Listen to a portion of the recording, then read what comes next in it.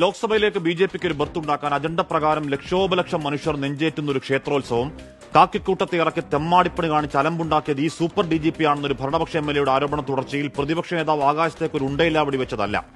ആ ക്രമസമാധാന ചുമതലക്കാരൻ ഏതു തീയതിയിൽ, ഏതു വഴിയിൽ, ഏതു വണ്ടിയിൽ പോയാണ് RSSന്റെ നേതാവിനെ കണ്ടതെന്നും ലക്ഷ്യമെന്താണെന്നും കൃത്യതയോടെ പറഞ്ഞതാണ് സതീശൻ. മുഖ്യമന്ത്രി ഇല്ല എന്ന് പറയട്ടെ, തെളിവടക്കം ഞാൻ പുറത്തുവിടാമെന്ന വെല്ലുവിളിയിൽ എന്തൊക്കെയോ കോമാളി പ്രതികരണങ്ങൾക്കൊടുവിൽ കേരളം അറിയുന്നു.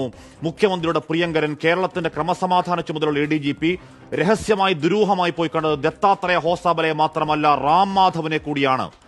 അങ്ങേയറ്റം സംഘീവൽക്കരിക്കപ്പെട്ട പോലീസിന്റെ ആസ്ഥാനം വഴുതക്കാടല്ല, അത് നാഗ്പൂരാണെന്ന ആരോപണം ഇന്നും ഇന്നലെയും തുടങ്ങിയതല്ല. ഒന്നാം പിണറായി സർക്കാരിന്റെ അവസാന കാലത്തെ കേട്ടതാണ്.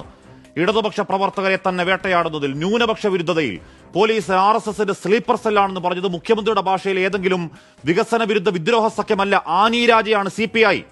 അന്നേ ആരോപണ വിധേയരായ പോലീസിന് രണ്ടാമൻ നടത്തിയ RSS കൂടിക്കാഴ്ചകൾ നാടറിഞ്ഞത് ഇന്നലെയാണെങ്കിൽ സർക്കാരും സർക്കാരിന്റെ മുഖ്യമന്ത്രിയും അക്കാര്യങ്ങൾ അന്നേ അറിഞ്ഞതാണ്. എന്നിട്ടും ഒരു പോറല് പോലും പറ്റാതെ ആ സൂപ്പർ DGP പൂണ്ടുവിളയാടെങ്കിൽ പ്രതിപക്ഷം പറയും മട്ടിൽ മുഖ്യമന്ത്രി താങ്കളുടെ മടിയിൽ കനമാണോ, പേടിയാണോ?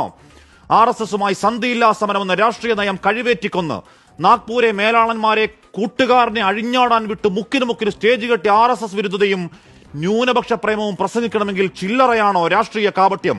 പൂരം കലക്കിയതിൽ റിപ്പോർട്ട് വരട്ടെ എന്നാണ് അവിടെ നിർത്തിത്തോൽപ്പിച്ച സ്ഥാനാർത്ഥി VS സുനിൽകുമാറിന്റെ പ്രതീക്ഷ.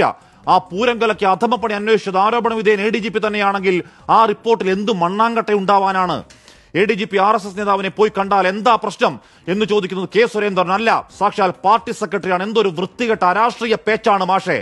RSS നേതാക്കളെ രഹസ്യമായി പോയി കണ്ട അജിത്തിനെ തള്ളിപ്പറയാൻ നാക്ക് പൊന്തുന്നില്ലെങ്കിൽ, അന്വേഷിക്കുമെന്നൊരു വാക്ക് പറയാൻ ധൈര്യമില്ലെങ്കിൽ, സംഘപരിവാരത്താർ കൊല ചെയ്യപ്പെട്ട രക്തസാക്ഷികളെ നിങ്ങൾ അവഹേളിക്കലാണ്, ഒറ്റുകൊടുക്കലാണ്. ഇപ്പോഴും ആ കാവിക്കൂടിക്കാഴ്ചയിൽ ഒരു പിഴവും CPMന് ബോധ്യപ്പെടുന്നില്ലെങ്കിൽ, ആഭ്യന്തര വകുപ്പിന്റെ മട്ടുപ്പാവിൽ നിന്നും രക്തസാക്ഷി ചോര കൊണ്ട് ചുവന്ന ആ ചെങ്കൊടി ഇറക്കിക്കെട്ടിയ ഒരു RSSന്റെ കാവിക്കൊടി പാറിക്കണം. അതും പോരെങ്കിൽ ആ സൂപ്പർ CM ശശിയെ പറഞ്ഞ് വീട്ടിൽ വിട്ട് ദത്താത്രേയ ഹോസാബലയെ മുഖ്യമന്ത്രിയുടെ രാഷ്ട്രീയ സെക്രട്ടറിയാക്കണം ഗോവിന്ദ. പ്രിയ പ്രേക്ഷകർക്ക് എൻകൗണ്ടർ പ്രൈമിൽ